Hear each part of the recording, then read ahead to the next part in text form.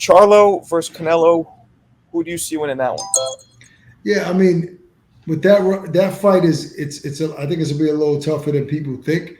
I think because obviously Canelo is a heavy favorite in that fight, but I think Charlo poses a real threat. It's hard to go against a guy like Canelo who's been on that big stage so many times, and also is fighting with a bit of a chip on his shoulder now because of the criticism that he received from the Ryder fight and all the hoopla. A lot of these fight fans have a lot to say about Canelo, who he's supposedly ducking or who he's not fighting and so on. So he's a little annoyed with all of that. So he definitely wants to make a statement. Right. It's not going to be an easy task though, but Right. it's hard for me to go against Canelo for that.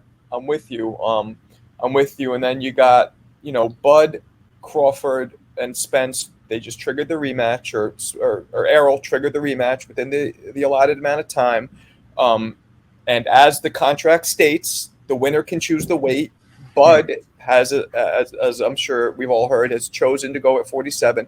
I spoke with Steven Nelson, who's childhood friend, stablemate, and he pretty much confirmed the same thing. Like, look, Bud is going to 147 because he doesn't really want this fight to happen because in his eyes, what for? Rematches, in my opinion as well, rematches should be for either controversy or for really close fights. And this kind of had neither. I mean, what do you think about his choice to go to 47 for this one? Yeah, I mean it's a very smart choice, and it's when you think about this stylistically, that matchup, you know, I love Errol. I think Errol's a really great fighter, and he's proven a lot in the sport. But just stylistically, the matchup is just bad for him against Bud. So I don't see the fight. I mean, maybe at 54 he would be a bit stronger, but I don't see the fight being that much different than the first one.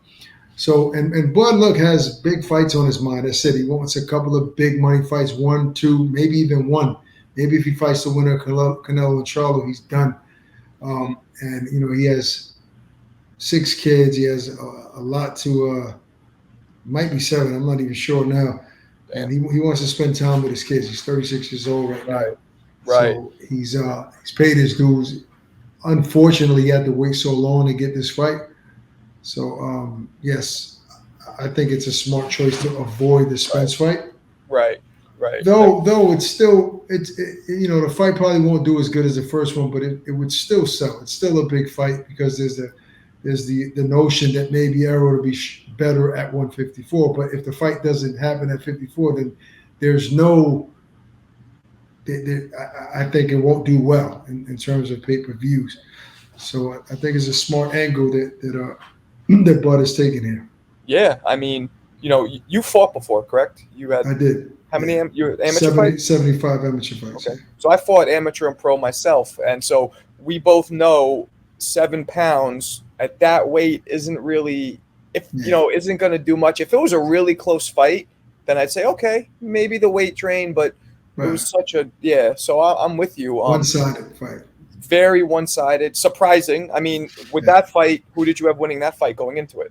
Yeah, I mean, I had Bud winning that fight. I actually put money on Bud stopping Spence in that fight.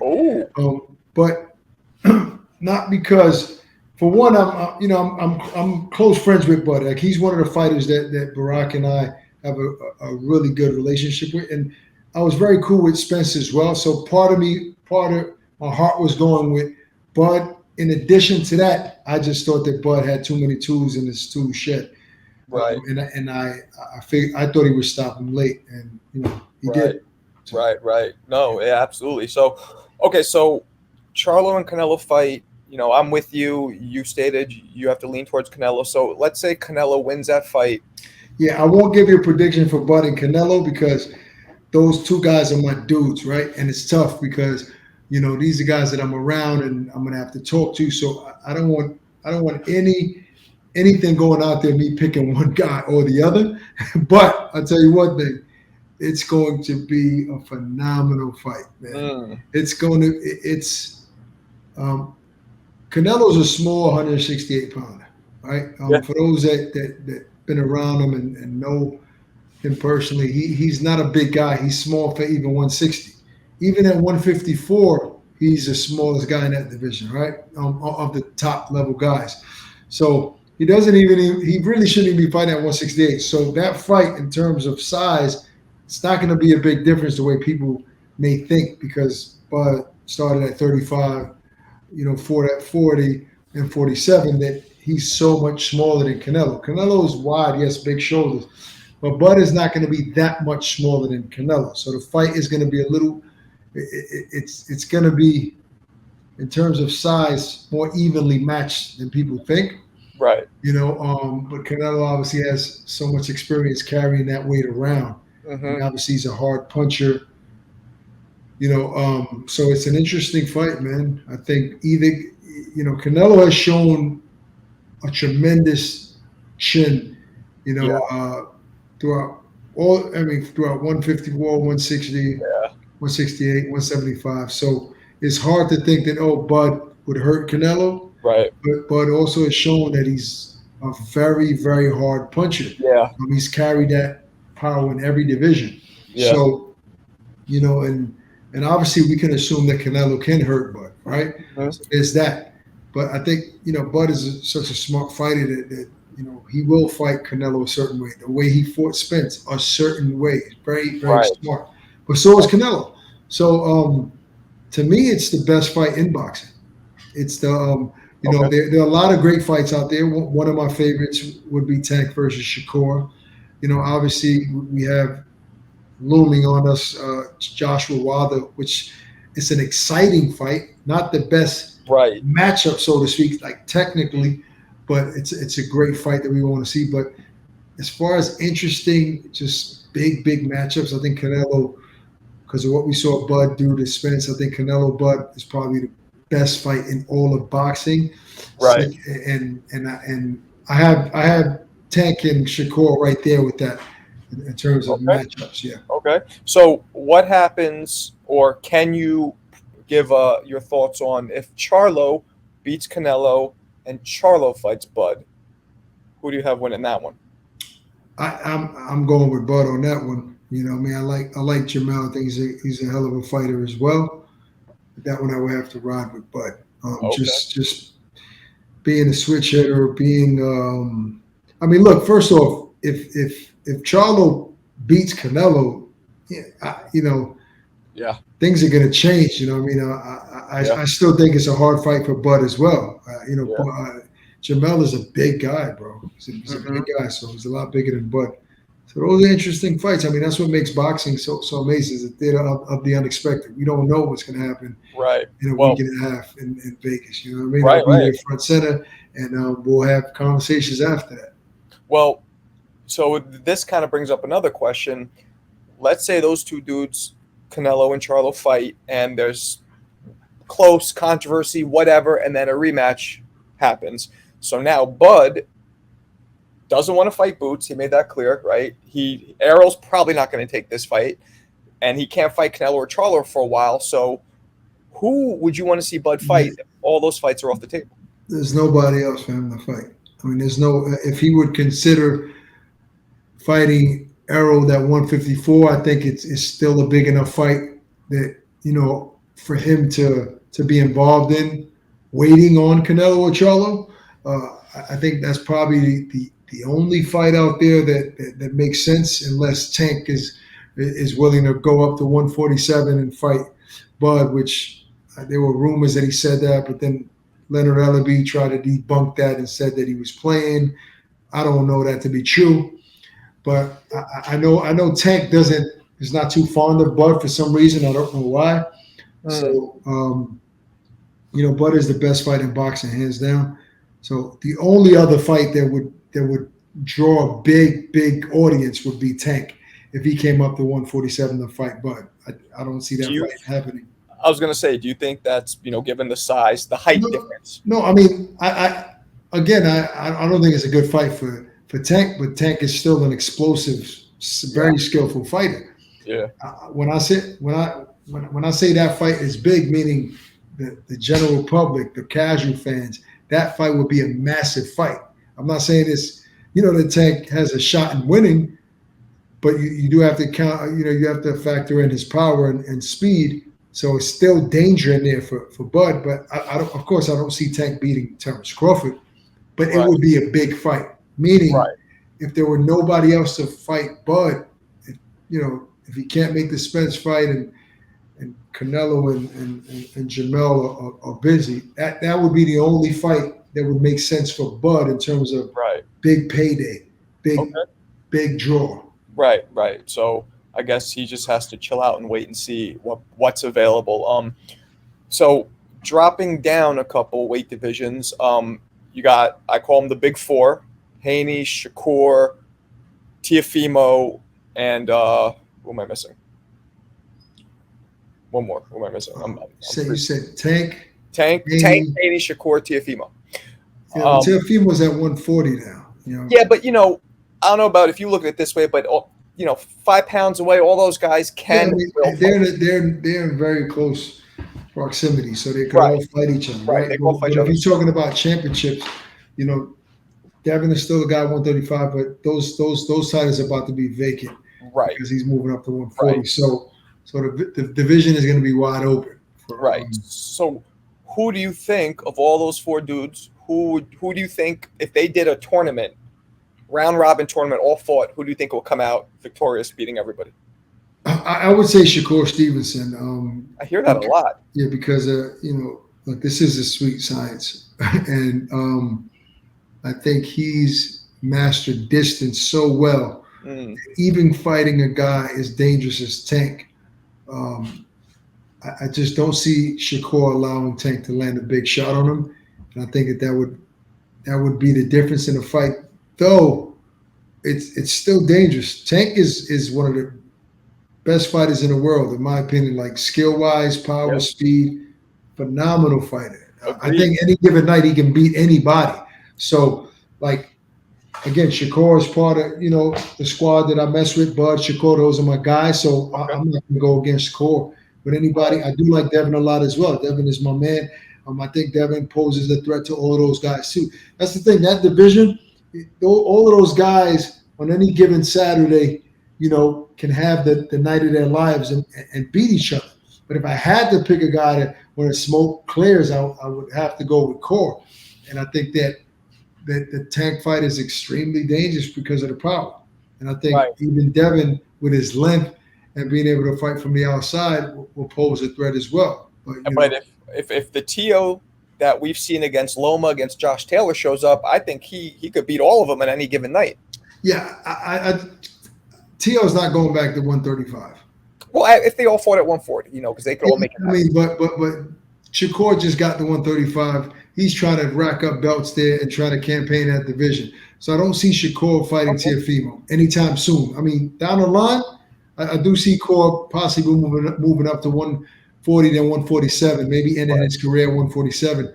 So it can happen down the line. But if we're talking about now, 2023, 2024, I don't see that fight happening now. Tank and Shakur, yes. You got guys like Pitbull Cruz and all of that, 35.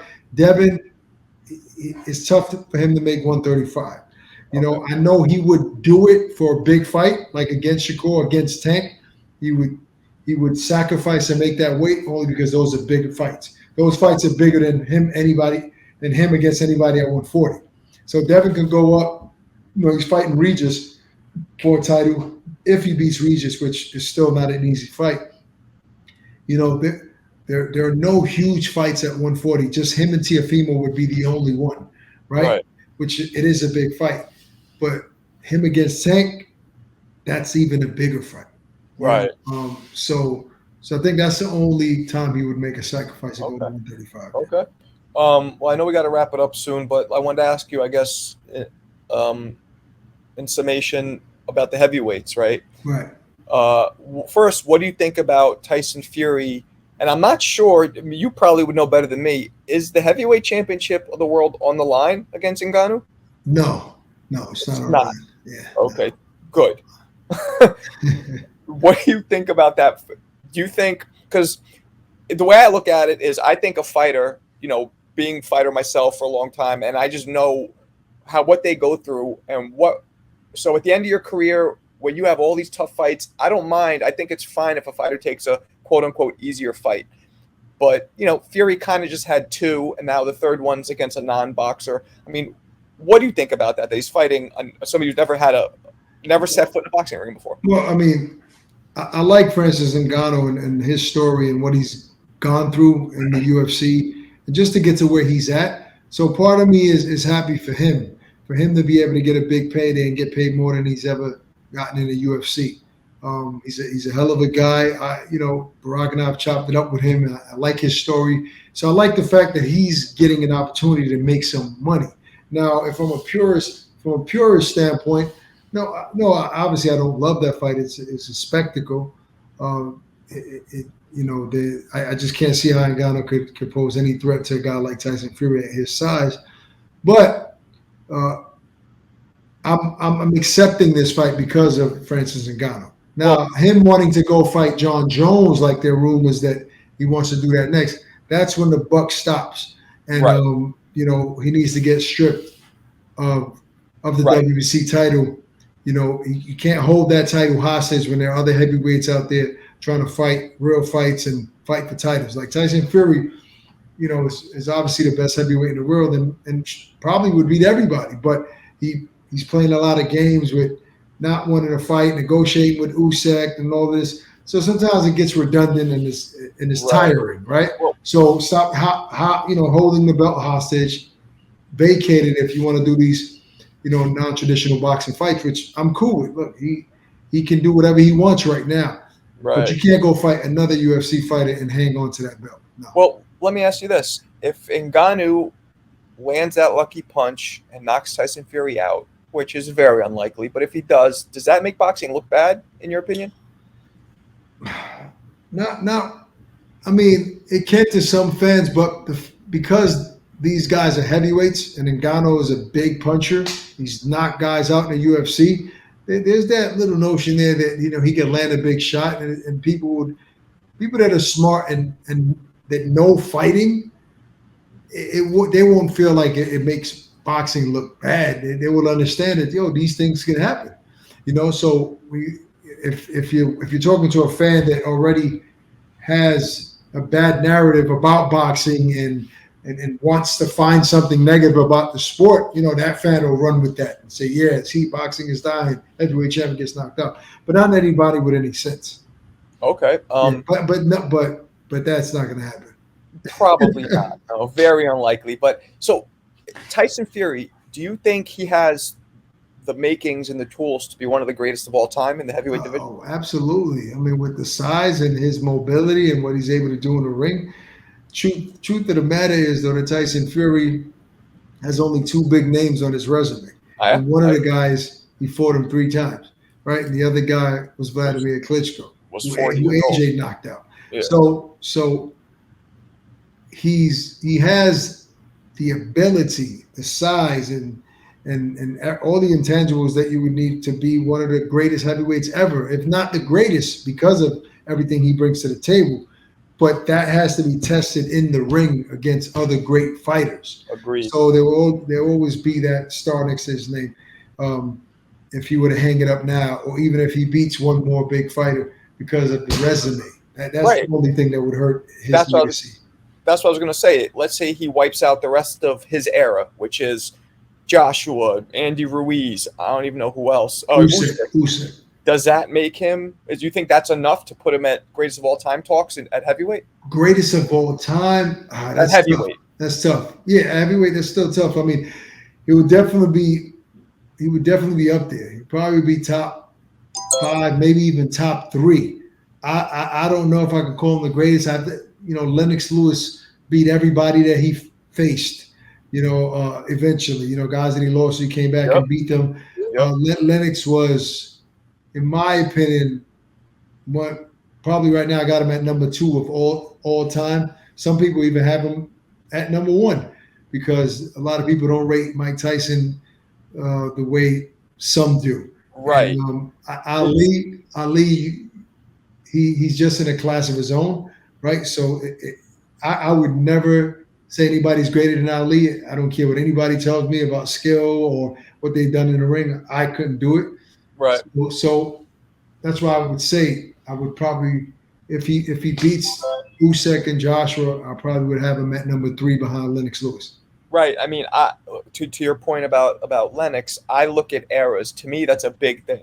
Eras are huge. Like, Joe Louis, in my opinion, is probably the greatest heavyweight of all time. But, Riddick Bowe would wipe the floor with him if they fought, just because of the size difference, all the things that you get with a change of eras. Nutrition, technological advances, all that stuff. So I mean, that's that. Speaking of Riddick Bowe, that's the one fight that should have happened with Lennox and Riddick Bowe when Riddick was young. The Riddick Bowe that beat Holyfield the first time, that was a man possessed. I don't think anybody beats that Riddick Bowe, honestly. You think so? Anybody? No. He was. Yeah, he was. Yeah, man. He was something different. But then he was never the same. He never went back into the ring that same guy. I guess maybe he lost the hunger. He made some big money. But that young Riddick Bowe was a savage. Well, I mean, if you want to look at it that way, I feel like that Mike Tyson, who fought Spinks, who could beat him? Yeah, I mean, the thing is that, Mike hadn't really fought anybody that was a real elite heavyweight. I mean, Spinks he lost that fight before he even got in the ring. Yeah. He was scared to death. Yeah. I'd never seen a man that scared inside of a boxing ring. So Mike had that fight won. I still think Mike was a great talent. I think Mike had before he went to jail. I think Mike had the potential to be an all-time great, and maybe he would have beat certain guys. With his head movement and speed and power.